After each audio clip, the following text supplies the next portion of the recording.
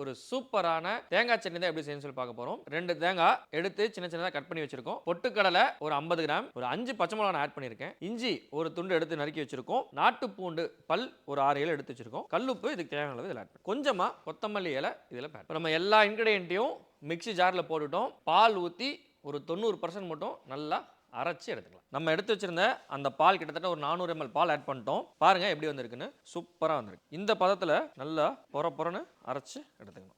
தாளிப்பு போடுறதுக்கு சட்டியை பற்ற வச்சிட்டோம். இப்போ கொஞ்சமா ரீஃபண்ட் ஆயில் நம்ம எடுத்து வச்சிருக்கோம், அதை ஆட் பண்ணிக்கலாம். ஒரு ஸ்பூன் கடுகு கலந்தது, அதில் கடுகு கடலப்பருப்புலாம் கலந்தது எடுத்து வச்சிருக்கோம், அதை ஆட் பண்ணிக்கலாம். வரமிளகா ஒரு 4 பீஸ் எடுத்து கிள்ளி வச்சிருக்கோம். ஒரு கொத்து கருவேப்பிலை அதையும் ஆட் பண்ணிக்கலாம். ஸோ இது எல்லாமே நல்லா பொரிஞ்சு வரட்டும்.